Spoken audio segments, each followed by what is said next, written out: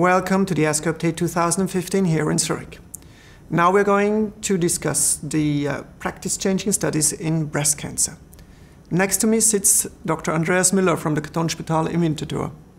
Andreas, what was presented regarding HER2-positive advanced breast cancer patients? It was not HER2, it was receptor-positive breast cancer. This was the Paloma 3 trial, which looked after the effect of adding palbociclib to an endocrine treatment with fulvestrant in patients who were progressive after treatment with a non-steroidal aromatase inhibitor. This was a randomized phase 3 trial, which showed that adding this palbociclib made a large improvement in terms of progression-free survival, with a hazard ratio of 0.44, highly significant. It added only a few toxicity. It was somewhat more hematotoxicity with neutropenia, thrombocytopenia, but no excess in terms of febrile neutropenia. There was some excess in alopecia. In the fulvestrant arm, there were 6% of the patients who suffered from alopecia and 15% in the palbociclib arm. But the patient tolerated this treatment with the palbociclib subjectively very well. So we had a huge improvement in PFS. OS data are not yet mature, which came at little cost in terms of toxicity. Okay, so in your eyes, this is now a new standard? It will be a new option. There are two problems. First, the substance is not yet available in Switzerland, but I hope that there will be an expanded access program in the next few months. It is already available in the United States. They had rapid licensing due to the results of Paloma 1, which has not yet been granted in Switzerland. And there are other possibilities for the same population.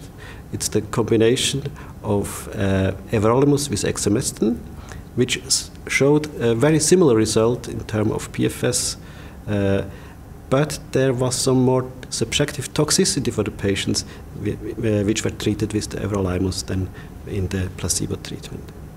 The side effect profile is acceptable for you, except for the hair loss, correct? Yes, they are very acceptable to me.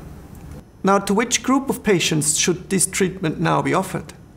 If I can get the substance, I will offer this treatment to patients who progressed after an aromatase inhibitor, so they have to be postmenopausal.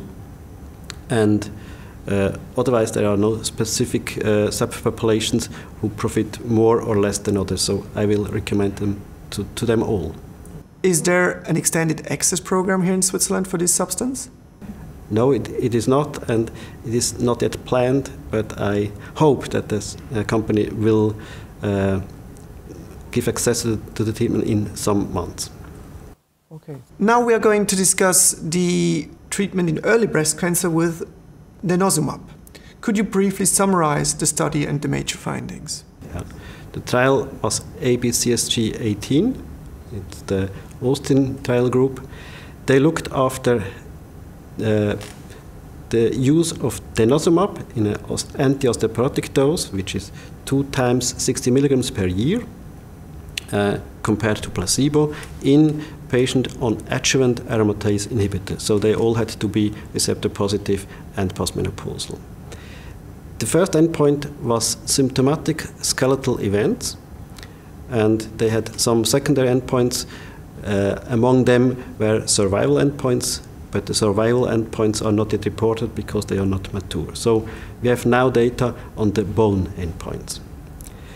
They showed that they had an interestingly high rate of fractures, with about 10% of all patients had fractures in the placebo arm at about 6 years.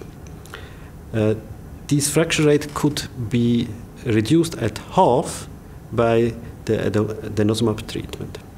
Interestingly, not only the patients with a low mineral bone density measurement at baseline profited from the treatment, but also those who had normal baseline bone mineral density had the same profit in absolute and in relative terms.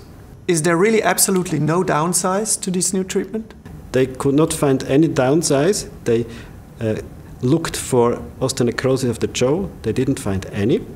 They looked for pathologic fractures. They didn't find any. And the overall side effect profile was the same in the aromatase inhibitor only group as in the group which also got the denosumab. So no, there is no toxicity. Do you really believe the high fracture rate which was presented?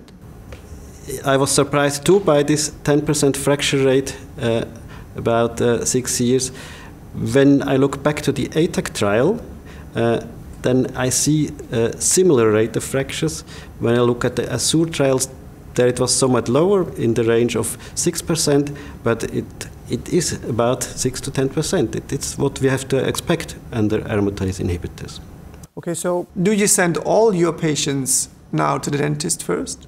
For this dose of denosumab, I'm assured that this is not anymore necessary, because in this very large trial with 1,700 patients who got the denosumab and nobody got an ONJ, I think it's not anymore necessary to send these patients to dentist, provided they have a normal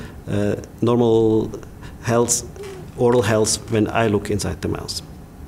Will you change your personal practice based on these results? I will change my practice because of this trial, and for the time being I will ask the companies for reimbursement, but I expect that this will be no problem for the future. Andrea, thank you very much for this really nice summary of all the practice-changing studies. You're welcome. Thank you.